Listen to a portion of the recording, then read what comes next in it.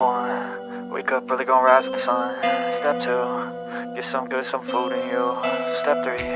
Think real hard about what you wanna be. Step 4.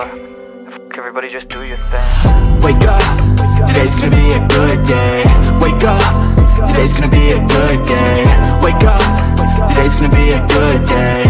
Wake up, today's gonna be a good day. Wake up, today's gonna be a good day. Wake up, today's gonna be a good day. Wake up, today's gonna be a good day. Wake up, today's gonna be a good day. Yo. Set your affirmations, aspirations. I got shit to do, the aftermath of preparation. Good food, good mood, blood in circulation. One step at a time, yeah, that's how you make it. Set a goal you control and the steps you take them. I try to pick one thought, have some concentration. And if I make a mistake, it's called education. I try to do this every day, call it replication. Wake up, today's gonna be a good day. Wake up, today's gonna be a good day. Wake up, today's gonna be a good day.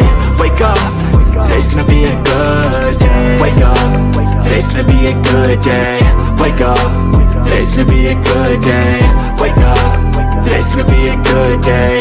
Wake up, today's gonna be a good day. Life ain't easy, yo, I think there's a reason though.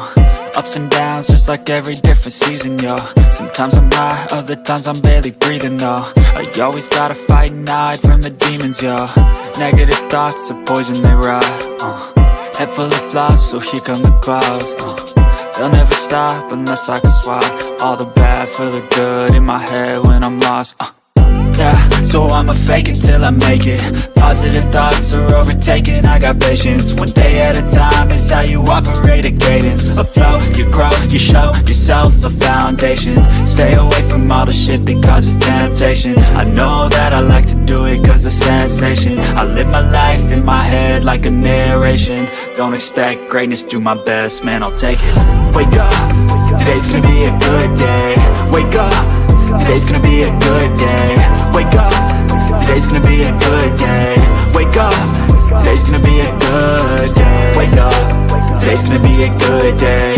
Wake up, today's gonna be a good day. Wake up, today's gonna be a good day. Wake up, today's gonna be a good day. Wake up, really gonna rise with the sun. Step 2. Get some good, some food in you. Step 3. Think real hard about what you wanna be. Step 4. Everybody just do your thing. Hi, Bullhorn Betty. Thank you for my shirt. Welcome to the Bullhorn Betty Kids Club. Hey guys, Bullhorn Betty here. So there's something going on in my community and I need your help with.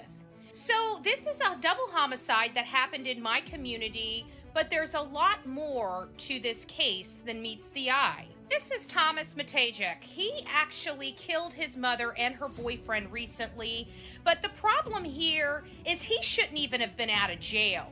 He should have been in a mental hospital, and he is deemed incompetent to stand trial. This right here is our state attorney, and his name is Ed Brodsky. He has been our state attorney in the 12th district for some time. I recently learned our law enforcement officer, Sheriff Rick Wells, has arrested this guy many times and has prepared a case and sent that over to the state prosecutor. Ed Brodsky was supposed to litigate the matter. However, he ended up taking the felony case, reducing it to a misdemeanor, sending it to a misdemeanor court, and then just a month ago sent this deranged mental patient to a halfway house where he escaped and killed his mother. How can you help Bullhorn Betty? You can help Bullhorn Betty by saying, we will not accept this. This is unacceptable. Our law enforcement does their job and they send it over to the prosecutors just to let them go. Now, 2 people in my own backyard have lost their life because of these horrible and poor decisions at the hand of the state prosecutor, not law enforcement. So please, I ask you, is this going to be acceptable in your community as well? This is how you can help. If this case bothers you, if it disgusts you, if you realize 2 people should not be laying in the morgue right now, please consider giving Ed Brodsky a call and letting him know this is unacceptable from any state prosecutor. We're learning today that 2 have been arrested in connection with the triple homicide out in San Antonio, Texas. This is the case of Savannah Soto, Matthew Guerra, and their unborn child, baby Fabian. They were gunned down and dumped at an apartment complex and were located on December 26th. It was a heinous act. It was unspeakable, the tragedy of it. When we talk about the manner of death has not been determined, the manner meaning, was it a suicide or was it a murder? You said that ME said that for Matthew Guerra it was a gunshot wound to the head, but when we called them, they said it's a contact gunshot wound. What does that mean? It means that it was there. However, with new evidence and new information coming forward, we have learned that they died on the 21st in early morning hours leading into the 22nd. It was right before midnight when the car was dumped in that video that you just saw. What we've learned since then is that this is potentially a drug deal that has gone wrong. This is a robbery homicide because everything happened from execution to dumping the car in less than 10 minutes, according to the affidavit. Let me know what your thoughts are. Don't forget to like, share, and subscribe here on TikTok to Bullhorn Betty. And don't forget, I have another channel. It is on YouTube. Please consider going over to Bullhorn Betty Crime Stories to get the latest and greatest on the up-to-date true crime news. Some breaking news in the Savannah Soto case. Savannah Soto was a pregnant 18-year-old mom-to-be, and she was reported missing on December 23rd. We also learned that her boyfriend, Matthew Guerra, was also missing at the time of her disappearance. Due to an altercation, many people thought he was responsible for her disappearance. He soon found out that to be different. Christopher and Ramon Preciado were arrested in connection with the death of baby Fabian, Matthew Guerra, and Savannah Soto. Rumors had it that during the investigation, Matthew Guerra's phone was not found. That is not true. Take a listen. So we learned this morning that Matthew Guerra's phone appears to be with law enforcement.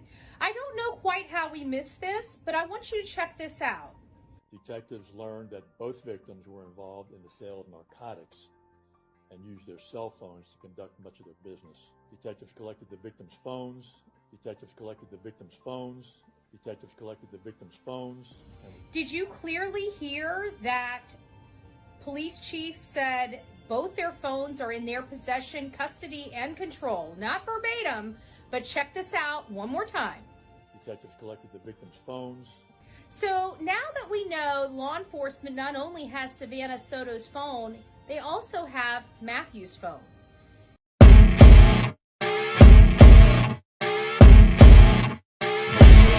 As you wake up in the morning, you want to find the latest, greatest information about criminal cases and have an intuitive conversation about the suspects associated with these cases. Head over to the Bullhorn Betty channel on YouTube.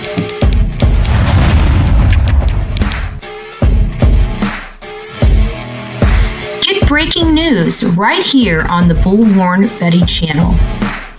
Welcome to the Bullhorn Betty Coffee Club. Enjoy your stay and enjoy your day.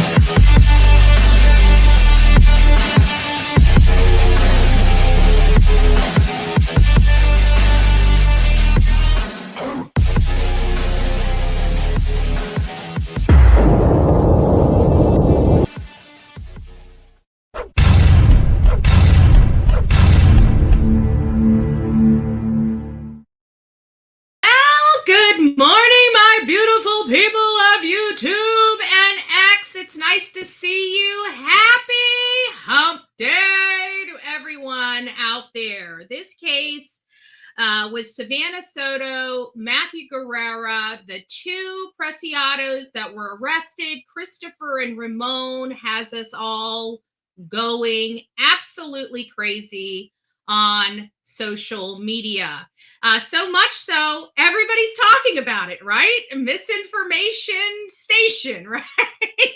Right? So we're going to be breaking down this case. We're going to go through all the facts of the case as we know them, and we are going to what? Speculate. Boo! Boo! That's what we do, okay? I'm Bullhorn Betty. This is Bullhorn Betty Crime Stories, and we are going to get into what we know so far as we lead up to the topic of conversation. The topic of conversation this morning is whose gun was used. It has been the topic of conversation on social media since the date of arrest and our knowledge that the gun had been found. So good morning, Luteens. It's nice to see you. Jules, Darcy Miller is up in the house. We have MJ, Drew. It's nice to see you.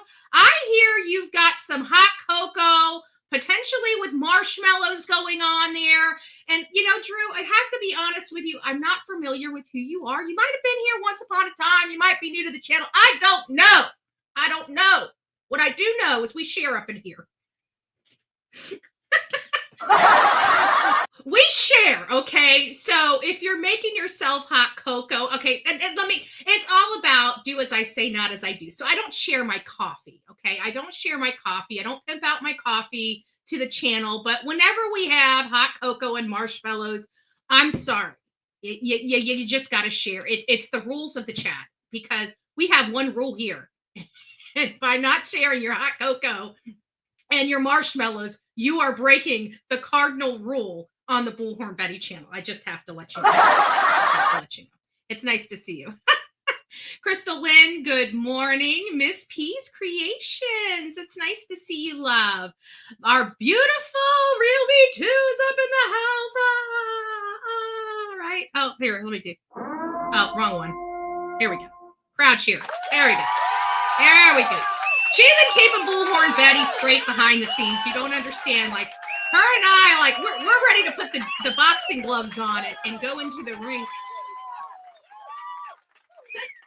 Just joking. It's me, Jen. It's nice to see you. Bye, you, babe. It's great to see you and have you here. Our beautiful Sonia is up in the house, always making sure that Bullhorn Betty has all those snazzy shirts, right? Right? So get over there, get your snazzy shirt from our beautiful Sonia.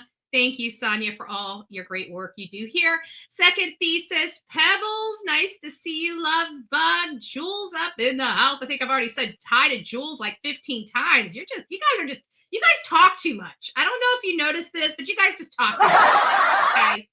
You guys are starting to make me want to go to the padded room.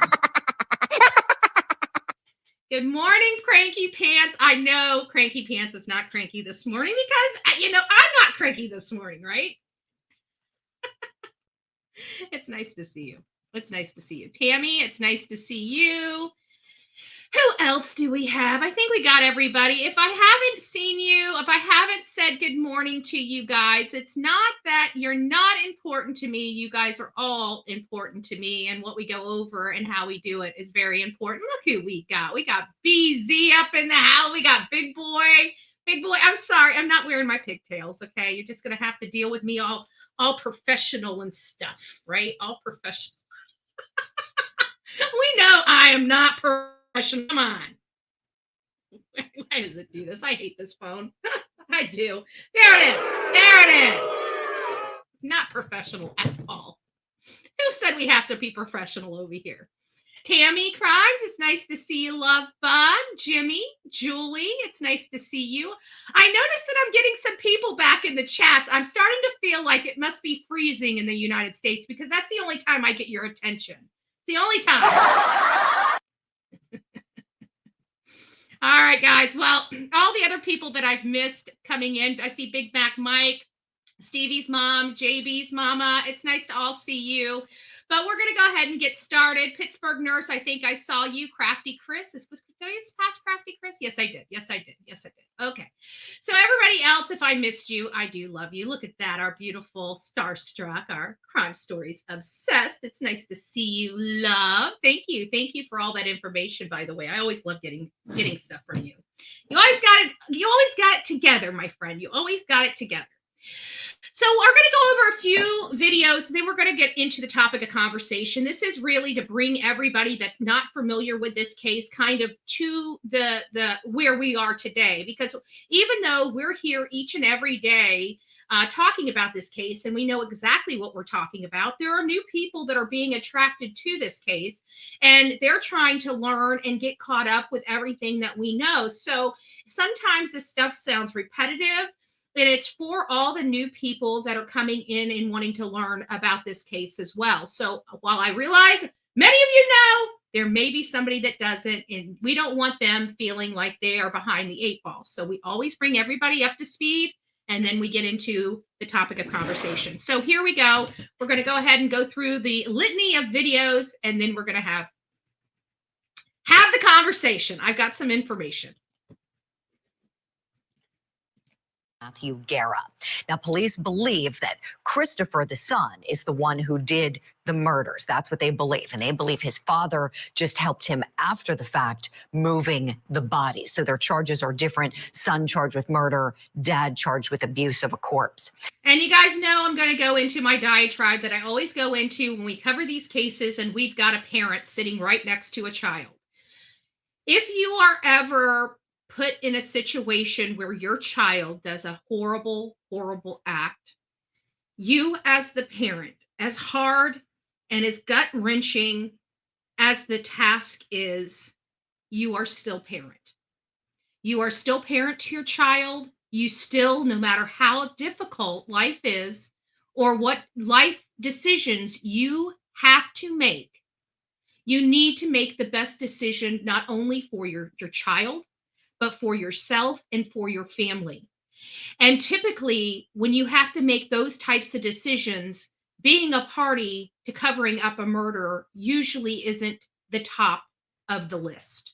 It's usually calling law enforcement, calling an attorney, and getting your child situated to handle what is before him or her. This idea that we as parents now need to take responsibility for the actions of our children is getting a little ridiculous, because let's face it, what good is Ramon to his son at this moment?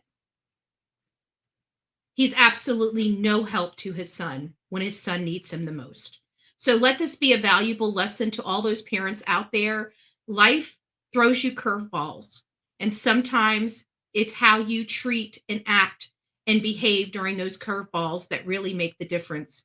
And this person made a terrible decision right along with his child. Now, Savannah Soto was last seen in mid-December, one day before she was scheduled to be induced. She and her boyfriend's remains were found days. We know that that's not the truth. We know that she was actually deceased a day before anybody thought she was. So, again, this was information that we were all getting at the time. It's inaccurate as the facts that we know them, because the facts have changed. Later, inside of his Kia Optima. We've been looking at that video since then. It's been quite puzzling. Police are saying this morning that they believe the murders are the result of a drug deal that turned deadly. I have two great guests on the program to help me break this all down. Still with me, retired. And we're not going to go through all of those. We love Jennifer Coffindaffer, by the way. This is a Jennifer Coffindaffer friendly station. We love people that have experiences. We're not, even as the people that we are, even if we disagree with their assessment, we know that they have a lot more experience than we do. And a lot of this stuff, you know, everybody expects, I just want to say this, I just want to throw this out there. Everybody expects Jennifer Coffindaffer to have the magical secret sauce that she can just go out there and just have it all. It's not about that. It's about theories. It's about practice. It's about taking your experience and applying it to certain situations. Sometimes your theories come out and pan out. I can tell you more times than not, her theories are more spot on than just about anybody else. But there are details that are slightly off, as within any providing information. That's what she's doing. She's taking her experience, just like I just watched Police Off the Cuff. Who knows Police Off the Cuff? If you know Police Off the Cuff, throw a 1 in the chat, okay? Police Off the Cuff, great guy, right? I mean, we're not BFFs by any stretch of the imagination. I'm pretty sure he probably loathes people like me because he's an officer, right? You don't like media up your craw when you're out there on those crime scenes. I get it. So, we're not BFFs, but I can appreciate his perspective, right? Because he's been a law enforcement officer for many years. What does he say? 27 years or something like that? So I do enjoy his police perspective, even though I don't agree with some of the things that he says. And I'm sure he probably, again, loathes the work that I do, right? But that's okay. Does he get it right all the time? Of course not, because he's taking his experience from the field and advising people what may be going on. Again, what may be going on, because let's face it, even retired FBI agents don't get any more information than us, right? Does she have better resources? Of course. Does she have friends still in the field? Of course she does. Does she have a better perspective than some lame-o JMO sitting in Florida? Yes, she does. So it really upsets me when I hear people just beating her up and beating other professionals up, like is his name Bill? I think his name's Bill for Police Off the Cuff, right? You will never hear me go in there and attack him for his perspective, because let's face it, Bullhorn Betty's never wore a uniform, okay? I never put the badge on my chest. I never went out there and saw the disgusting. We cover the disgusting of humanity, but we've never physically been out there working the beat like this man. So he has a very, very specific perspective that he can advise Sergeant Bill. Thank you, Bayou Babe. Thank you. And so does Jennifer Coffindaffer. She trained FBI agents. Like, there's no better person to find out this stuff from than the teacher themselves. I'm sorry, okay? It just seems like knock, knock, So it really, I personally loathe people picking on Jennifer Coffindaffer. I like Jennifer Coffindaffer. How many people... If you love Jennifer Coffindaffer, put some clappy hands in the chat. I want to put clappy hands, but I can't because I'm on here. Somebody throw some clappy hands. You know what? I'm going to give her some more. I'm going to give her some more clappy hands. Clappy hands away. Let's give her a big applause. So you know what really irritates me even more? When you have somebody like a pizza maker that's a meathead, that has barely a high school education, let alone a college education, criticizing a decorated person like Jennifer Coffindaffer. That really gets in my craw. I got to tell you, there's nothing, it's like nails going on a chalkboard. Like, stay away from them. Just, you want to say something? Fine. Say your opinion. Mean what you say what you mean, but you don't have to say it mean. You don't have to be disrespectful, and you don't have to be a sniveling, pompous snot nose, right? You don't have to do that. You can have integrity and actually talk like an adult. But, again, people that are typically, this is statistics, look it up, typically people with lack of education have to treat other people bad to make themselves feel better. If you don't believe it, look it up. Psychology 101. All right. Now that we're done with that, now we're going to get to this animal. And this is what really, really irks me, is that we now know that Savannah and Matthew were killed. We don't believe the crap that's coming out of Christopher Preciado's mouth about the altercation that happened, because let's face it, what he says, we listened to it and we knew it was garbage. Now you take that and you put it in practice, okay? Let's wrestle. I think we have a key to where the crime actually took place as well, potentially. But that's not the topic of conversation. That was yesterday's topic of conversation that we may revisit in the near future. Today's topic of conversation is the gun. So we're looking at the Preciados. This is what I find bizarre. Do you guys know, which we all know now, right? But except new people. He just graduated. This kid just graduated from high school. They keep saying it's the 2023 Marshall High School graduation, but I keep going and looking at the Marshall High School graduation for 2023, and I don't think it was him. I don't think it was 2023. I think it was a 2022 graduation because he's 19. So unless he was behind a year or two, he wouldn't have been graduating in 2023. He might have graduated in 2022, but I digress. Either way, whether he graduated in 2022 or he graduated in 2023, he's never committed a crime. And he's just a recent graduate within the last year of high school. And his first action out of high school is to murder 2 people, including a pregnant mom to be. It seems really odd. Whose gun was it? We're assuming it was Matthew Guerra's. But could Chris have purchased his own gun? Or could he have taken a gun from his own father, Ramon, and used that gun? We don't know. We don't know. But here's his graduation. Many people seem to be interested.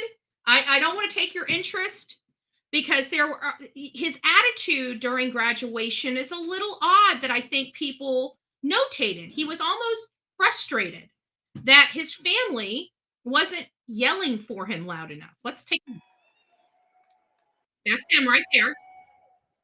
Christopher Ray Preciado. Christopher Ray Preciado. People clap. Great. And he's like, fuck, right? Excuse my language. Excuse my language. That wasn't my language. I was just repeating what he had said. So these young people have lost their lives. They lost their lives. And the family now says their final goodbyes to Matthew Guerra. And then we got just a couple more videos, and then we're going to get started on our topic of conversation. Do you guys want to open the phones, or would you guys prefer opening the panel and getting up on screen?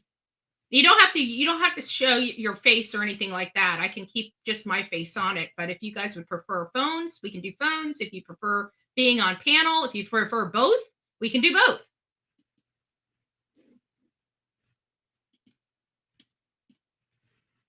All right, back here at home, the family of a man who was killed along with his girlfriend and unborn child weeks ago is saying its last goodbyes. They celebrated the life of 22-year-old Matthew Guerra earlier today as they gathered for his funeral.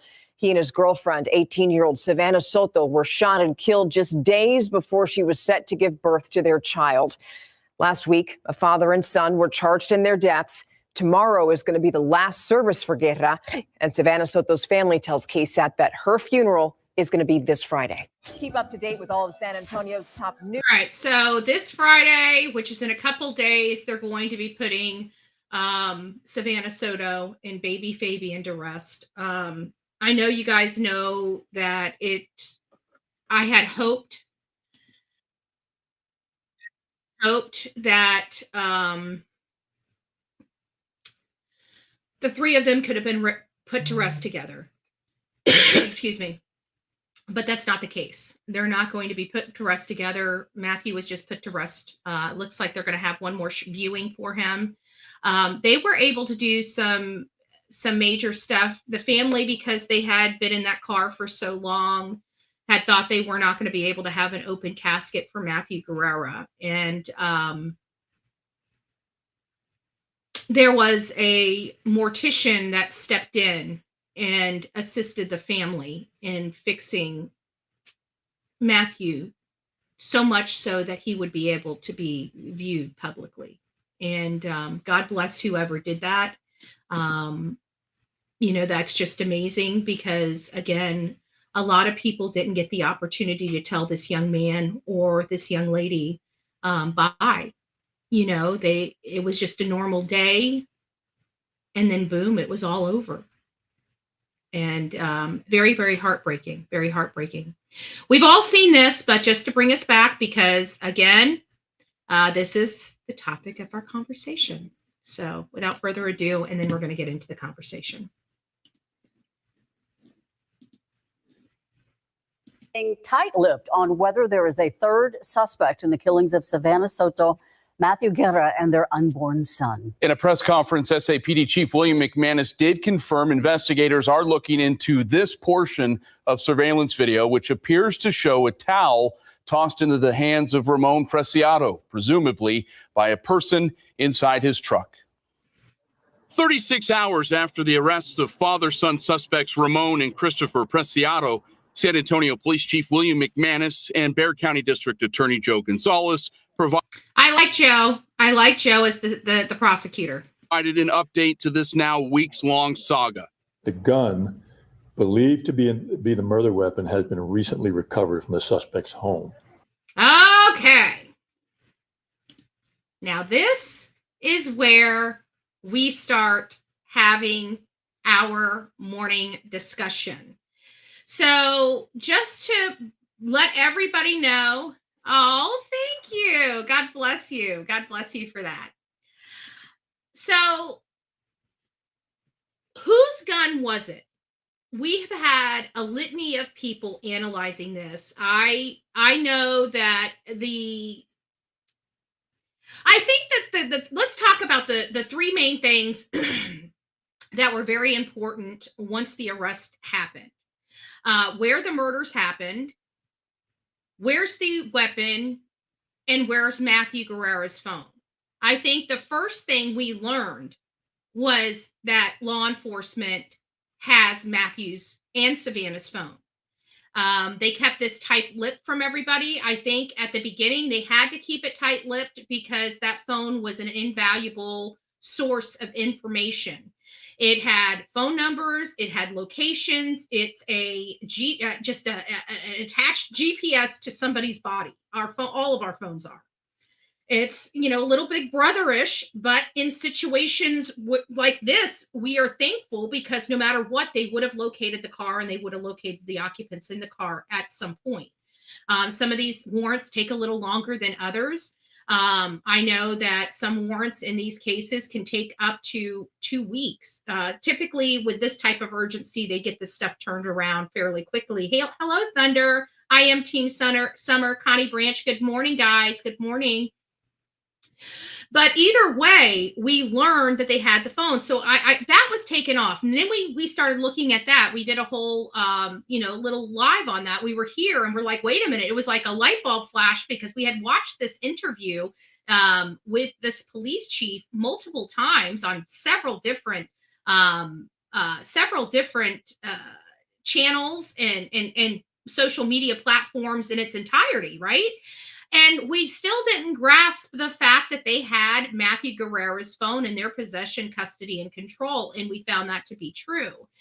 When we were reading the probable cause affidavit, which is very vague, I mean, we have to be honest, this is not a Brian Kohberger probable cause affidavit or arrest warrant for any reason, any stretch of the imagination.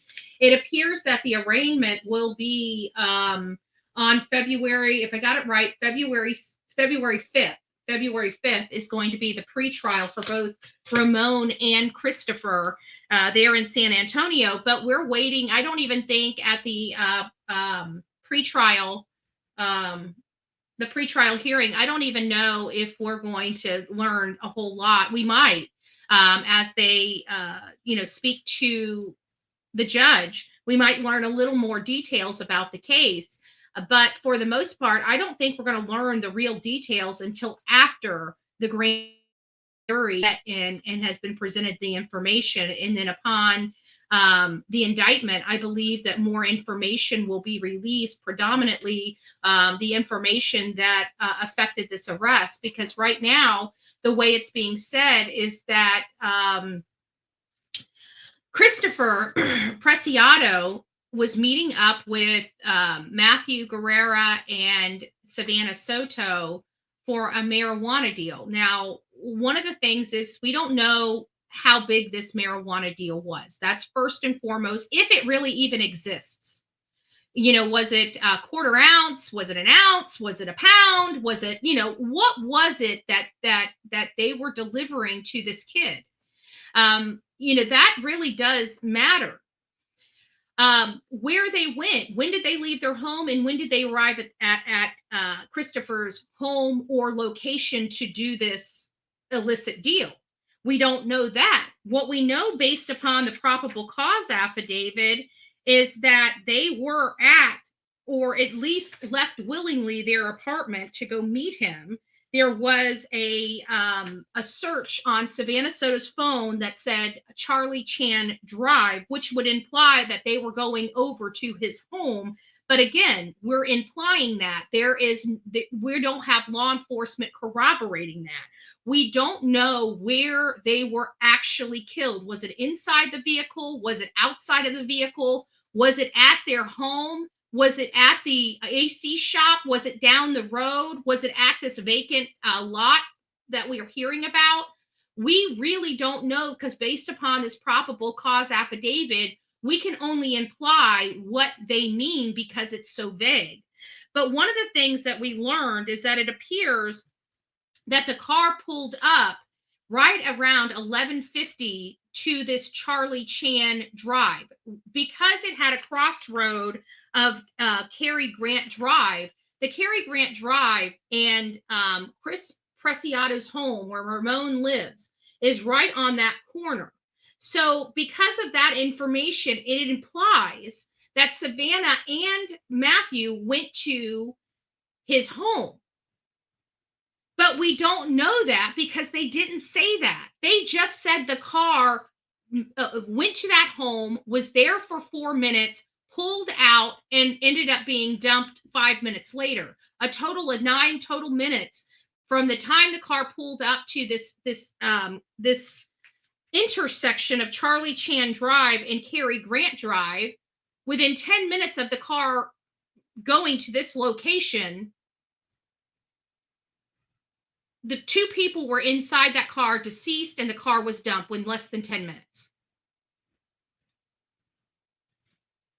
So, did Christopher bring a gun with him? Or did he use Matthew's guns?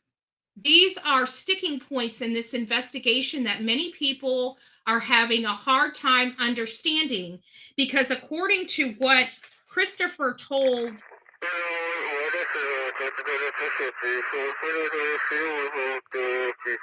Oh, sorry, I hit a button on my my box. That was the walkie-talkie button. I'm like, what am I listening to in my ear? I'm sorry, guys. I didn't realize I hit a button, but the papers did. The papers did.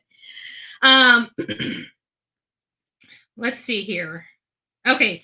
Affiant spoke to Christopher Preciado. After Christopher Preciado was read his Miranda warnings, Christopher reported Matthew Guerra and Savannah Soto drove to his residence. So according to him, they willingly drove to his home, which goes right in line with the affiant says they were able to discover the victim's vehicle pinged near Charlie Chan Drive. We know that Christopher Preciado lived at a property on Charlie Chan Drive. So he's telling law enforcement that they both came to his home, to sell Christopher marijuana. So the drug deal, according to Christopher and this affidavit, took place at his home on Charlie Chan Drive.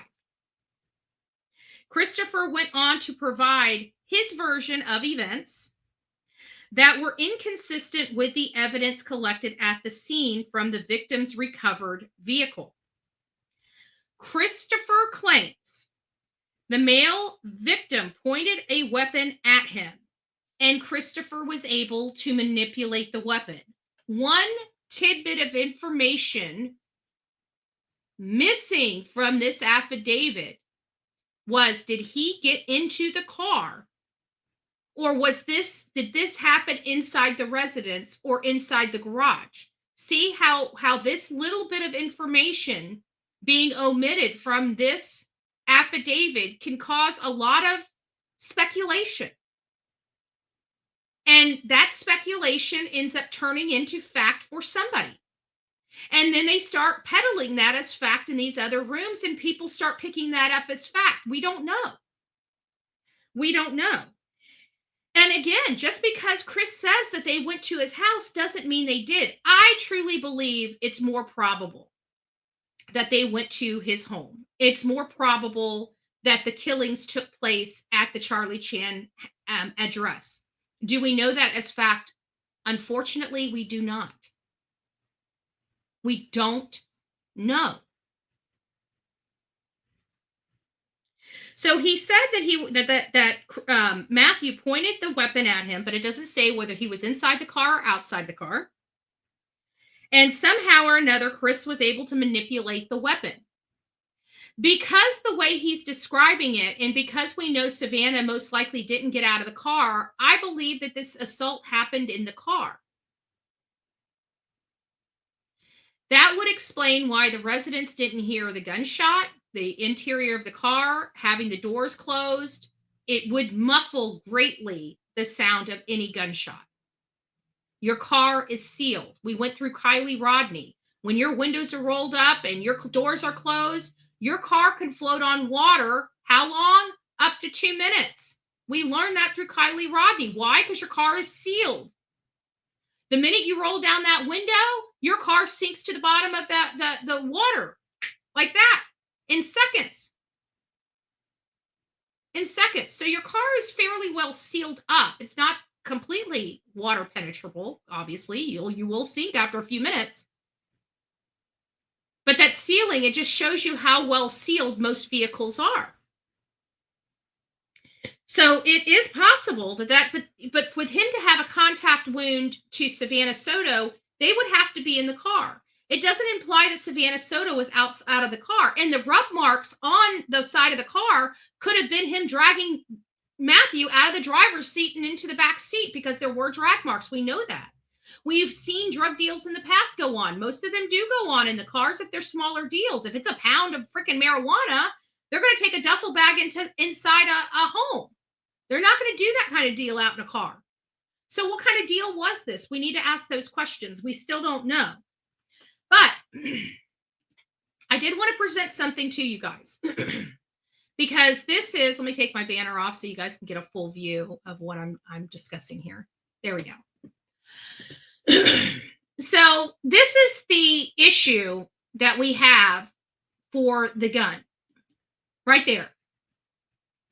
This is inside the car. This was taken off. This says Instagram, but this wasn't taken off Instagram. This was actually taken off his Telegram, the app that he was using to sell. There's over 36,000 subscribers to that app, and nobody's doing business on that app anymore. I mean, on his account, Flacco's, right? That was his account. That's where he was selling pills, other narcotics, other substances, all on Instagram and Telegram. I don't know how they were doing it, but I want you to look right there in the center console.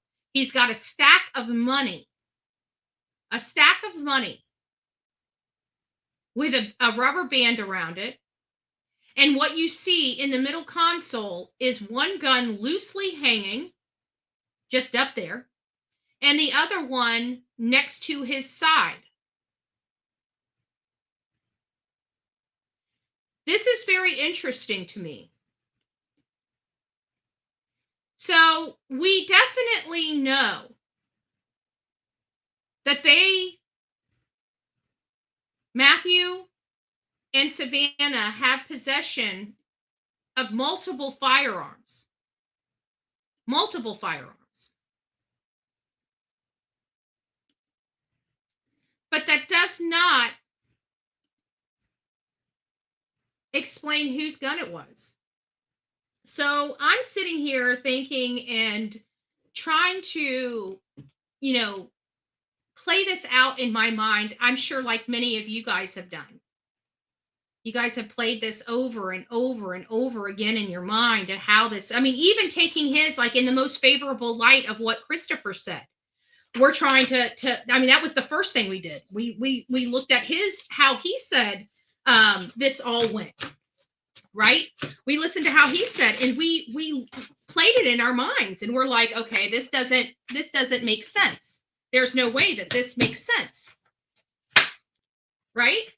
It doesn't make sense because we know human nature. We know how our bodies react because we're human. You know, he's not thinking it because he's got to spin alive for law enforcement. But we as humans that aren't under the gun, we can rationally process this through. And we know darn good and well, if for any reason he did kill Savannah Soto too, or first, if Matthew had gotten that gun, and not only that, but again, 2 guns are here. 2 guns. Did he not have these 2 guns at the time? There's no evidence that either one of these guns were in his vehicle at the time that him and Savannah were gunned down. But we also believe the family. And the family says he does not leave home without his guns. He had already previously, from what my understanding, not in too far of a distant past, was actually shot at. So he almost became a victim of gun violence previously. So that kind of emboldens my position, not that it happened and not that it's factual and not that it's true, nor did this stuff go this way. However, to me, it's probable because you know behaviors of human beings. If somebody has previously been shot at, you're getting wind that somebody's trying to rob them. I don't think this man is leaving home without his side piece. Again, could be totally wrong with the facts, but it just doesn't seem probable. It seems at this point, this man is going to travel with his weapons. Does that mean it happened this night? No, it doesn't.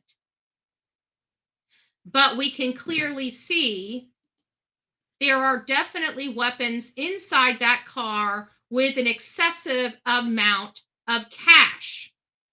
Another thing we're assuming is that he travels like that all the time. He may not.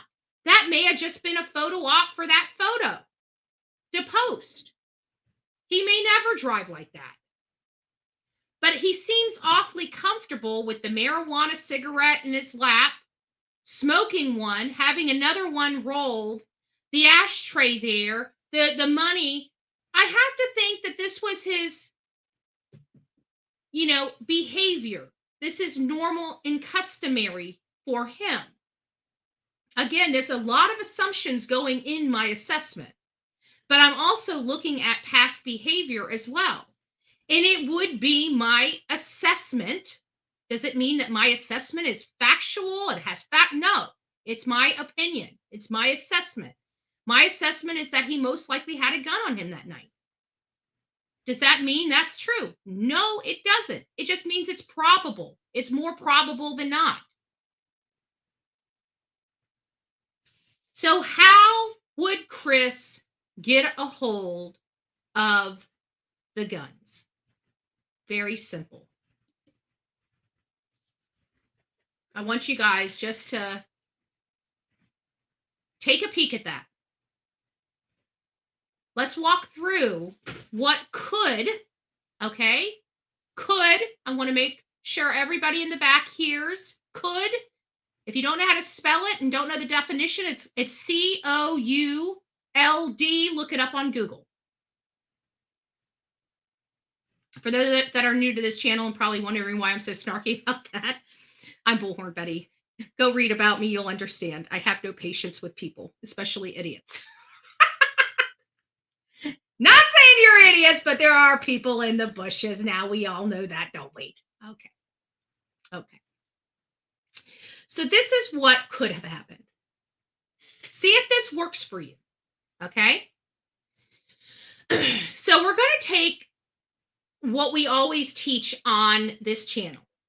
And what we teach on this channel is that every great lie has a foundation of truth. That's what makes it such a believable lie, right? So there's a couple things that have been corroborated by this affidavit, and we can't look past, okay? One is that they left willingly from their home. They searched in the phone for Charlie Chan Drive, and Christopher acknowledges them showing up. Okay? So that is a good assessment and corroboration that we can formulate a fact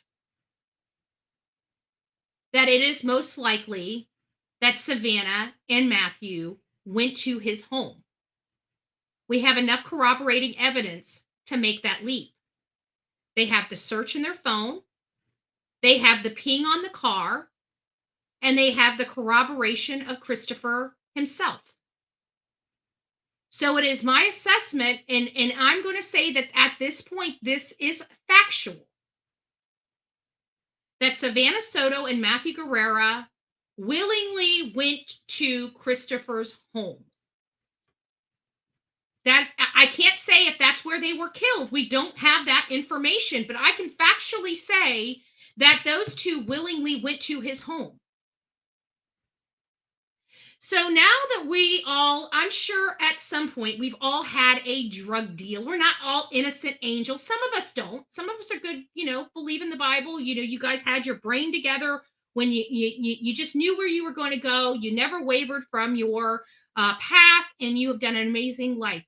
God bless you for keeping straight and narrow and getting from point A to point B and having no problems. God bless you for that. I wish that walk was for everybody. I truly do.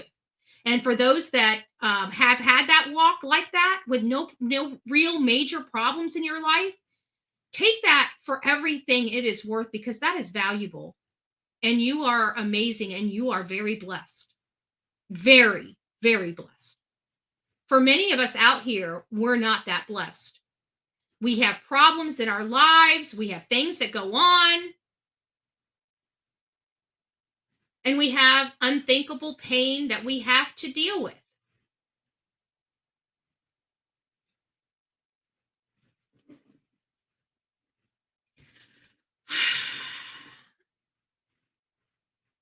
But we've all had most of us have had the experience of our own dealings, right?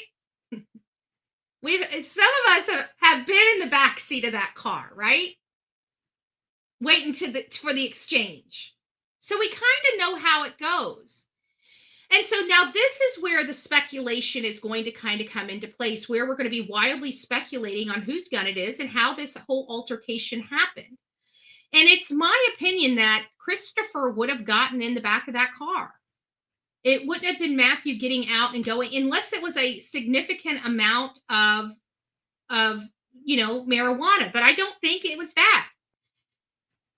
I think that he was back there. He might have been under other substances. I mean, the stuff that these kids get a hold of these days, it's messing with their brains. Like, they're getting some really brain mind altering substances. When I was younger, we had some snow, we had some grass, and we had some alky, right? I mean, it was like we got ourselves in trouble, but we weren't worried about losing our life unless we were just crap-faced drunk and driving like a maniac in vehicles, which we were too young to even be in possession.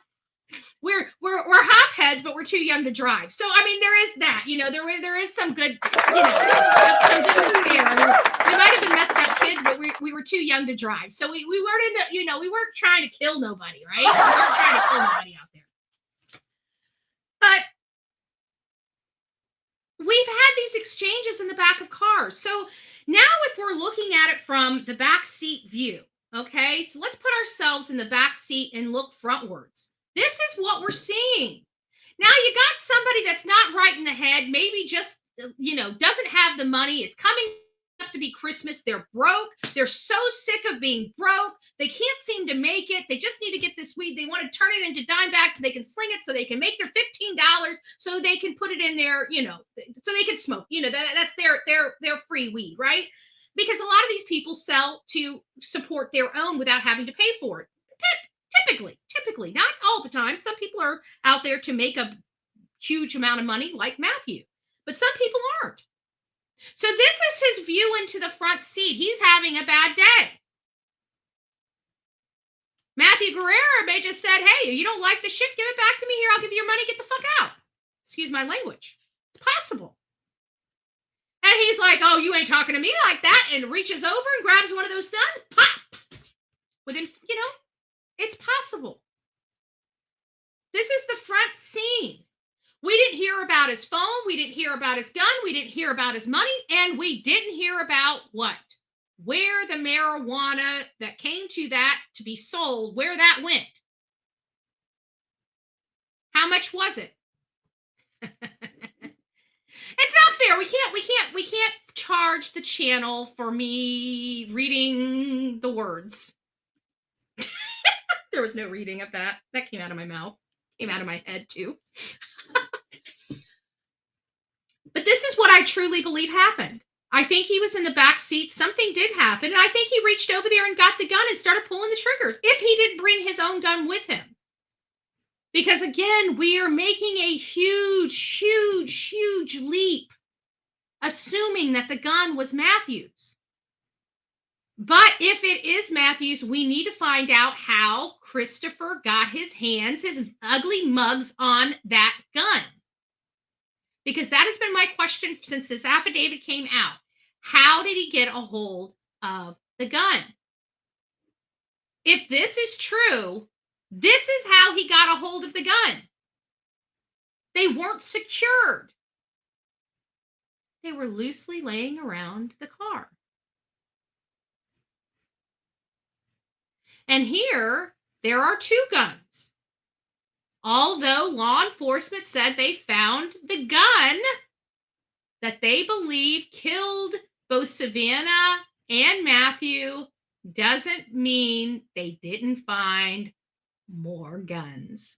Because again, they don't let us know squat.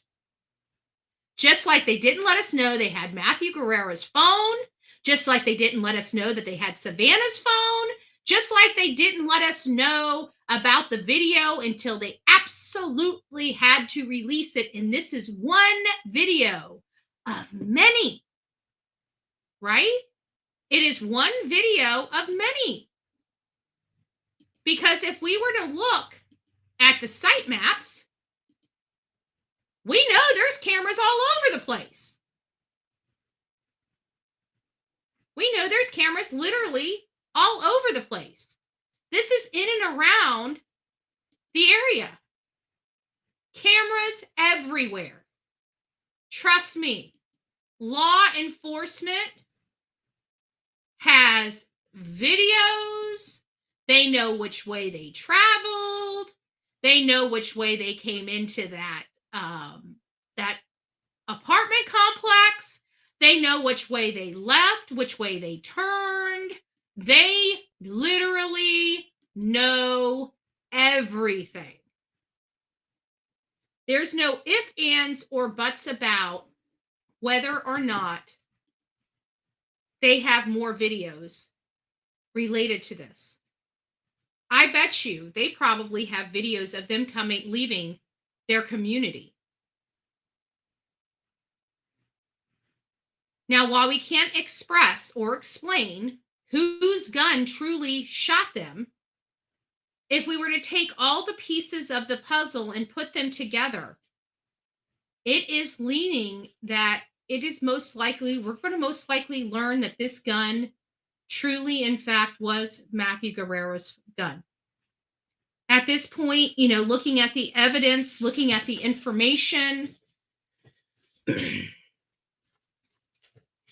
I believe now, because I told you I was on the fence with it. Now, granted, there might be new information that's released because at the end of the day, it could very well be Chris's gun. It could very well be Ramon's gun. But this would explain how everything in that car happened within 4 minutes because everything was right there in that car. It happened so quickly because everything that was needed was there. Now, the question is, was Christopher really, truly being robbed? And I just still don't believe it. I believe, my personal belief on this is that I definitely believe he called them over for a marijuana deal. But I think the marijuana deal was a decoy. It was the red herring. I think that was, he had I think he had it in his mind before they pulled up. He wanted whatever they had on them: money, guns, drugs. He wanted it all. But again, that's still making a leap. Because what if there was some hostility or something, or the kid was mad because he felt shorted, or maybe it was a short from a previous deal that was supposed to be made right in this deal. There's a lot of conjecture here. We don't have enough information to determine what truly happened. Heck, we barely even have enough information to barely even put the victims at that house. But we do have just enough. We do have just enough to know that the victims purposefully drove themselves to Christopher's home. There's enough evidence to support that they went to that home, that they were at his house. Not down the road, not at the air conditioning place, at his home. There's enough information here to say that as fact. There's enough information here now because the police chief let us know that they have the phones. We can now state that as fact.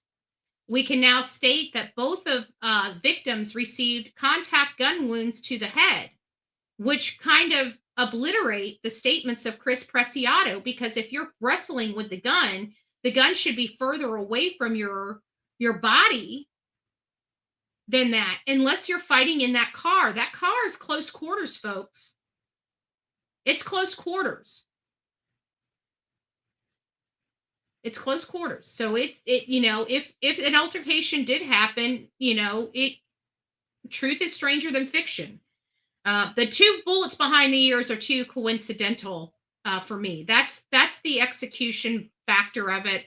That's the premeditation factor of it for me. That's what made me start looking at this as premeditated versus not, because you've got execution type wounds to both victims. Whether this guy was the grand, the mastermind of this, or just a putz that just happened to get it right. It doesn't matter. We have 2 people dead with execution style wounds. It tells me that there's a little more going on here than just a drug deal that went wrong, in my opinion. Again, this is all conjecture. This is all speculative. This is not to be taken as fact by any stretch of the imagination. This is just to have the conversation surrounding the gun. So now that I presented everything that I really kind of wanted to present to you, I'm going to open the phones and panel. So the people that would like to come up here, if they have something to share, they'll be able to share it for the audience. We'll put it up on the big screen. But I wanted to give you guys options of coming up here. I know there's some people that have their own true crime podcast channels, other true crime channels that might have some information, might be also doing this research, might want to express your information. Please don't be shy. You're more than welcome to come up on panel and just talk about it. I'm going to open up the phones. Let me get the phones now open.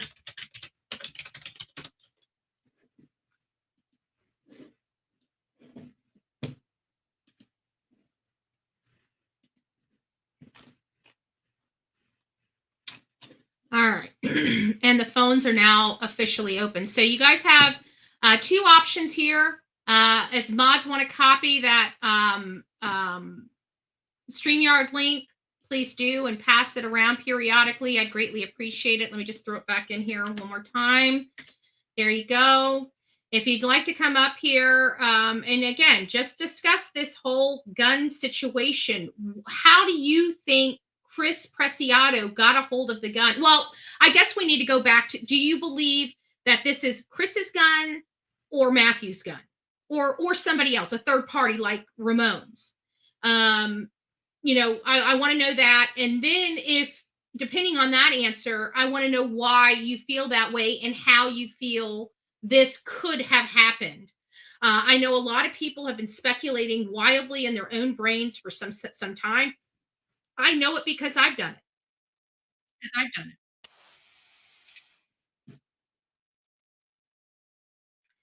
This is Betty. I am doing well. Who's this and where are you calling from? Oh, Southern Grammy. How are you doing? Thank you for the email and giving me an update.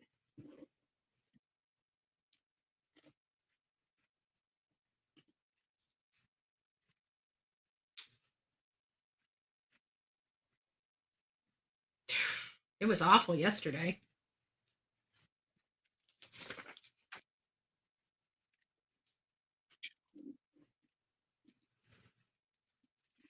Yeah. Give me just a second. They're saying they can't hear you for some reason. I don't know why.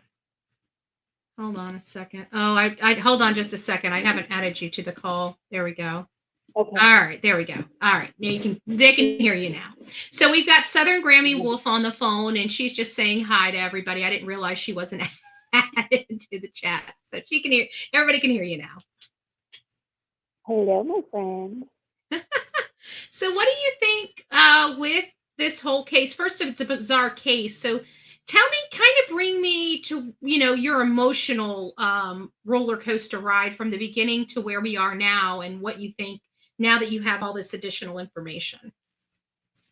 So I have a brand new grand nephew, and sitting next to him on Sunday and looking at him, he's just over a month, and then thinking about what happened in this case, it's pretty emotional, and I hate to sound selfish to say how grateful I am, but at the same time, it was very emotional to sit there and see this precious baby and then think about, what this family is experiencing.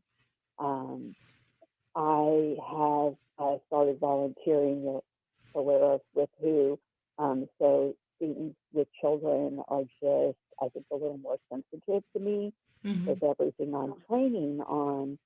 And I've got it into my last training and was talking to the two ladies that I'm training with kind of about the situation, with what Matthew was involved in and how that kind of looks when there's a child, expected to be brought in. But besides that, I kind of agree with you. I think Chris actually snatched that weapon.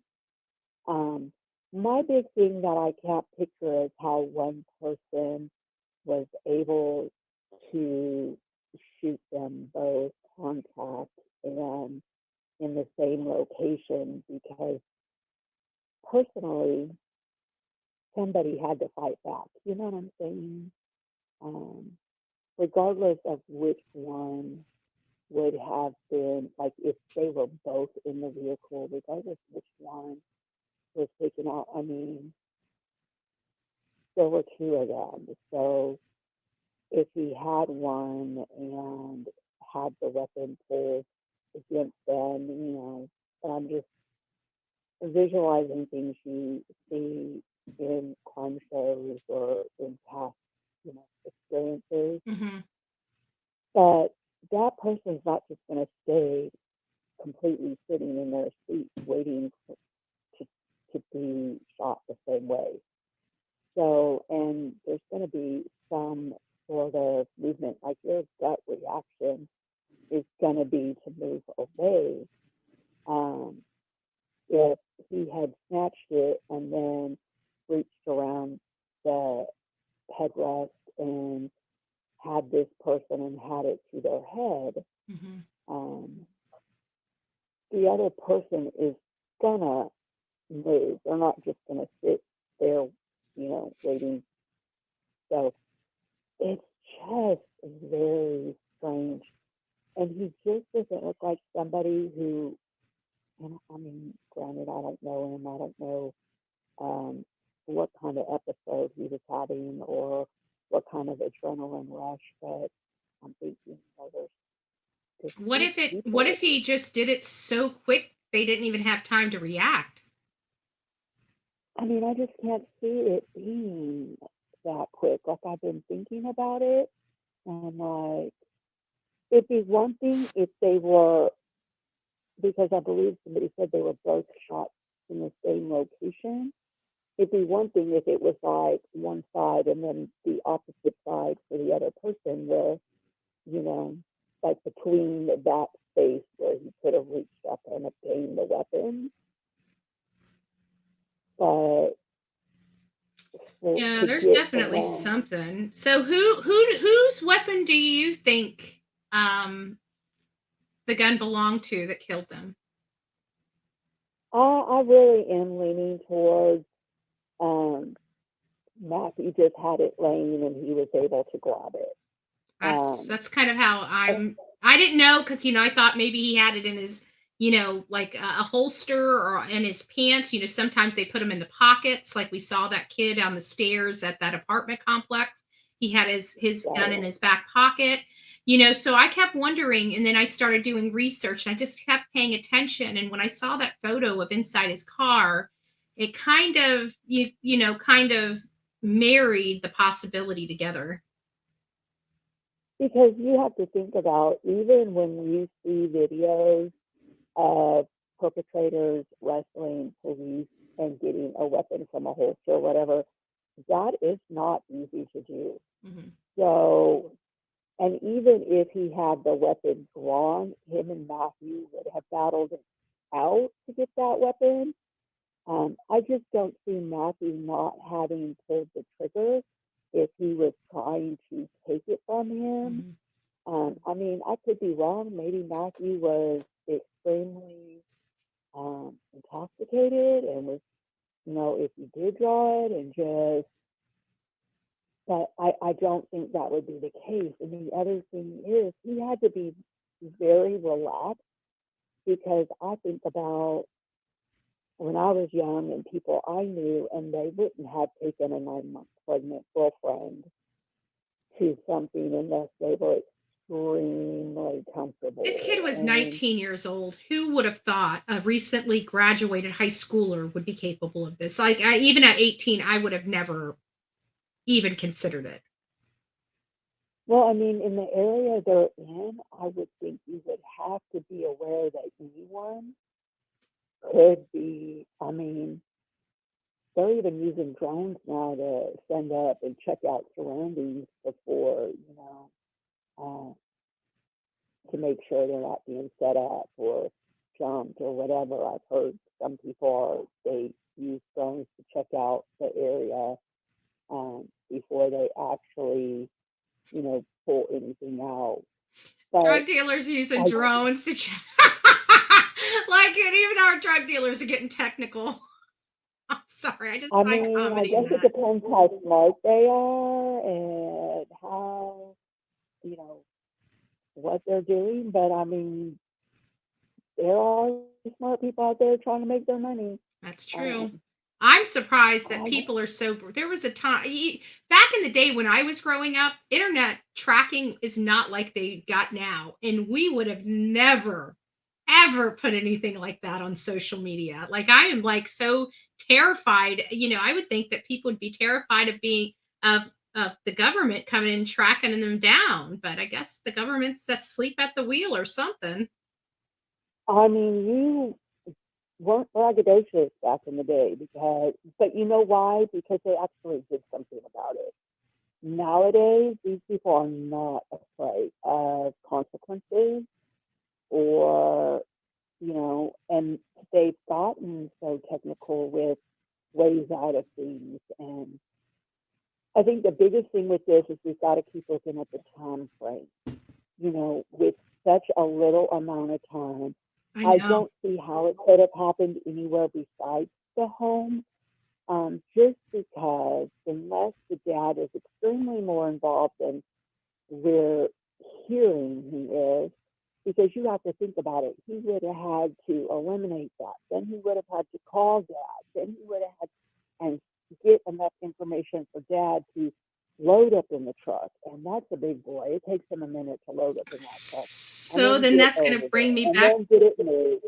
So that's going to bring me back to another question. Is dad more involved than what we're being led to believe, because, I mean, a body had to be moved. And if we can deduct that they were at that home, you know, Matthew is a much bigger person than Chris.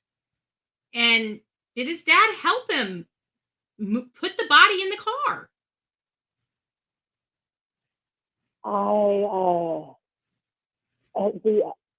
Because it, you know, I know everyone's been saying, what if it didn't happen in the car? What if Matthew was outside and Savannah was inside? It just makes it, I think if we can get a confirmation of where they were both exactly shot at, we would be able to piece together more. But I do believe Dad has more knowledge than he's saying, because it either happened at the house or he helped with setting it up, and this is kind of just the scapegoat, or, you know, Dad sent him out and he was trying to prove something to Dad. I think the reason why they're picking on old Dad, because we've watched a lot of parents do a lot of stuff for their children. I think that the reason why Ramon is in jail is because he had more of a hand in the disposal than many people want to acknowledge or believe. That's really, truly, that's probably why the third person, they probably didn't handle a body. The father probably did. That's probably why they're trying to use the third person as a witness versus another co-defendant, potentially. And I do believe that, you know, they may not have even known what they were walking into. They may have just got in the car and went along for the ride and had no idea what they were about to be a part of. But what tripped me up is Chris was, A, did this, B, was seeing it all over TV and sat at home. Mm-hmm. Didn't try and get away, didn't try and hide, didn't try anything. And they had to have seen, once that video hit, I would think that would be a clear sign, oh, I want to get out of Dodge. Well, they didn't get rid of the car. I was afraid of retaliation. The truck was parked right in front of the house. I mean, yeah. No, they didn't try to destroy. They didn't try to get rid of the murder weapon. They didn't try to get rid of the evidence. They didn't try to hide the truck at say, his business and him start driving a business truck home. Like, they didn't take any precautions whatsoever after they dumped the car not to be found, which is a little odd to me. It's very odd. Not only that, Dad opened the door and was like, oh, I know why you're here. Go talk to my son. How about, hey, you can't talk to my son until he's got an attorney? Or, I mean, it's just all these days that went by, knowing that they were just minutes away from somebody knocking on their door, and they didn't even bother consulting an attorney before this. Potentially, we don't know. I mean, they could have, for all we know, but doesn't sound like they did. No, and Chris keeping his mouth shut, and Dad's just arrogantly talking crazy to these reporters. I mean, I could not believe sitting there and watching that. Yeah. And him, when he said fake news, I was like, that was insulting. How can you be so hateful? And then to keep saying the stuff he said, I'm like, you have absolute, and he knew by this time, he knew about that baby. He knew their family was looking and what was out there. He had to have watched it, had to have seen all this stuff. And then to come off so condescending and arrogant like that. And that's a big reason why I do feel like, again, he had more to do with it, and he ordered Chris to keep his mouth shut, but then he ran his. Yeah, because Dad brought a whole host of issues into that household, but that's all the time we have for you, Southern Grammy. I appreciate it. I had some people calling in, and I want to get through some of the conversations. Absolutely. Have a good rest of the day. Good to You talk to too. you. It's always so nice to speak to you. I always enjoy it. So thank you so much for calling in. No problem. Have a good day. Bye-bye, honey. Bye. All right, Connie, I believe it was you trying to call in. The phones are open. The phones are open. So if you want to call back, I've seen Rusty's in the chat room today. So we're talking about the Savannah Soto case, Rusty. I know I hadn't seen you here out in Southern Grammy. It's always so nice to speak to you. I love it. I love it. But I looked at the time; it was getting up to 15 minutes, and I'm like, whoa. It didn't seem like that long at all. It didn't seem like that long at all, but we can chat. I can tell you what, we can chat. So Connie, if you want to call back up and express your comments, I think that was you. I'm for whatever reason, it seemed like it was you, but maybe it wasn't. Anyways, for those that want to know what they are calling in for, we are going over whether or not the gun is Christopher's, Ramon's, or Matthew's. I presented my position on this based upon the information that I've acquired through interviews, the affidavit, as well as some other odds and ends and photos of Matthew, the inside of the car. Oh, I forgot to tell you, some of our conversation, I don't know how I forgot to show you this or where it was because I sent it to myself. I just must not have. There is no bullets coming out of that car. There's no bullets coming out of that car. I wanted to show you guys this. I found it. I wanted to show you this because I did find it. It's probably going to want to go into there it is. I wanted to show you this. I did find it. Oops. Don't call in. Oops. Let me share this. Thank goodness somebody wasn't calling in right when I did that. I'm so sorry. I do that. You gotta be careful with Bullhorn Betty. Gotta be careful. There it is. No back window broke out. No windows throughout the entire car were shot out or broke out. I know a lot of people were wondering because they said the back window was broken out. I did find a clip where the back window is not busted out. There was I'm not saying no bullets did not fly in that car or did not get wedged somewhere in that car, especially since many of us believe that Savannah Soto was, killed inside the car. I do believe that. I don't believe she ever left her seat. I think that's where she was when she got in the car. That's where she was when she showed up over at that property. And that's where she was when she got killed. That's just my opinion. It doesn't mean that it's true. It's just the way I'm evaluating this case and I'm evaluating the information that I'm seeing. I believe she never left that passenger seat. So everything happened, at least her, and there's the possibility also, just FYI, there is the possibility of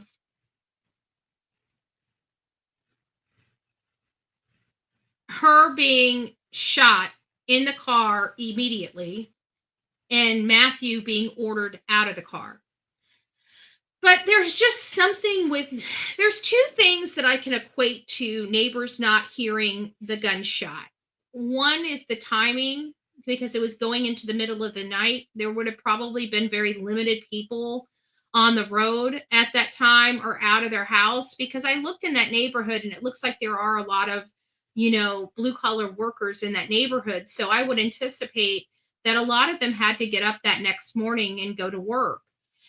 With that being said, it is possible that people were just sleeping, and it's possible that people actually woke up around midnight and didn't realize why they were woke up.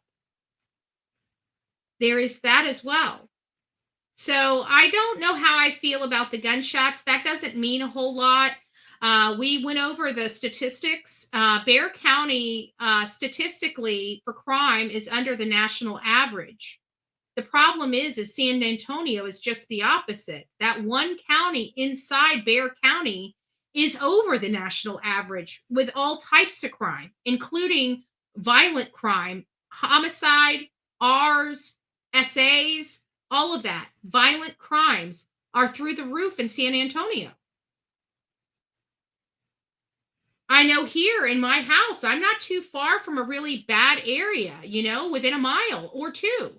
And I can hear some of the shenanigans that goes on in that community 2 miles away. So, but do I pay attention to it? No, I don't. Do I hear noises that I don't know where they come from? Yes, I do. Do I equate every loud noise that I hear to a gun? No, I don't. Is it? Could it be? Yes, it could be. I just don't know. I'm just not equating it to that. So I have to apply those same things, those same standards with this case.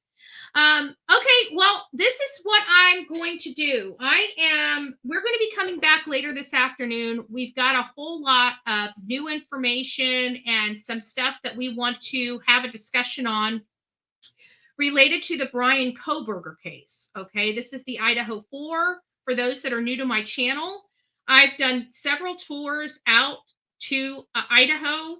I had the privilege of personally interviewing Steve and Christy and Olivia Gonzalez. Well, it's Stevenson. I think Olivia's name is Stevenson.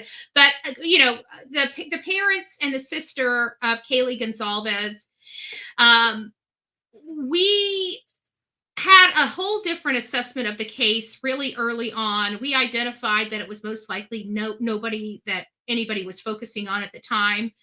We were one of the first people that brought up Wazoo. We were actually out there and brought Wazoo into the mix days before any other news organization brought it up. And then a few days after we went over to the Wazoo campus, we find out that the assailant that's responsible for the crime, allegedly, Brian Kohberger, actually went to Washington State University.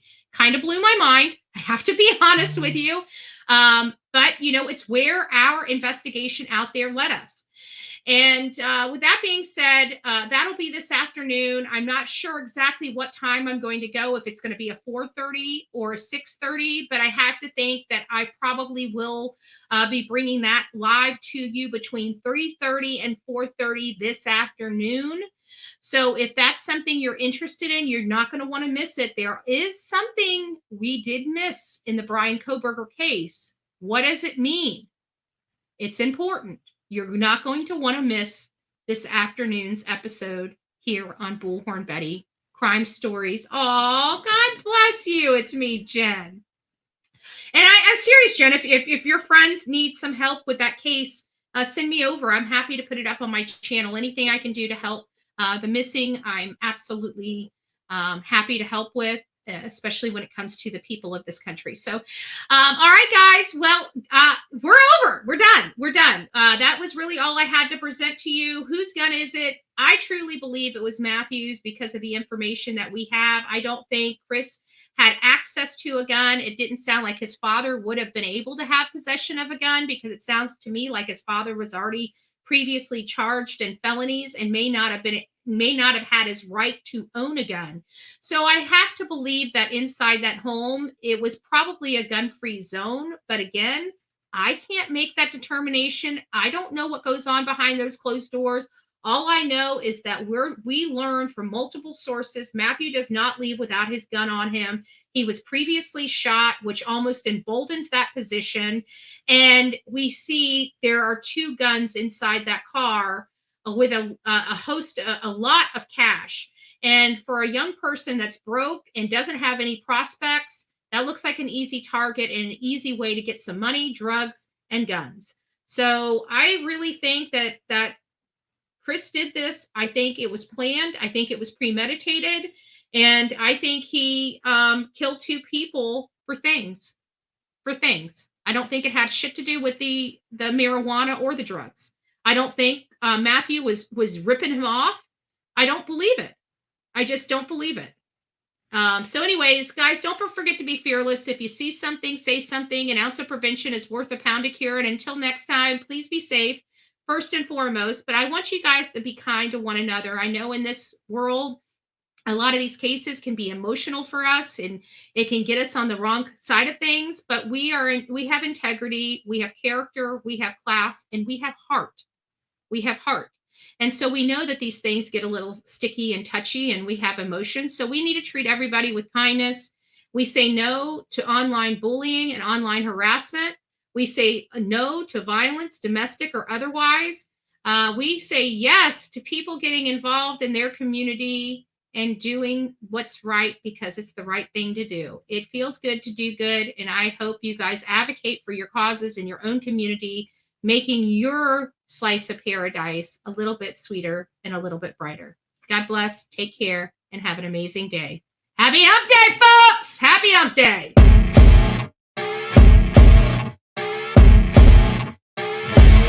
As you wake up in the morning, you want to find the latest, greatest information about criminal cases and have an intuitive conversation about the suspects associated with these cases. Head over to the Bullhorn Betty channel on YouTube.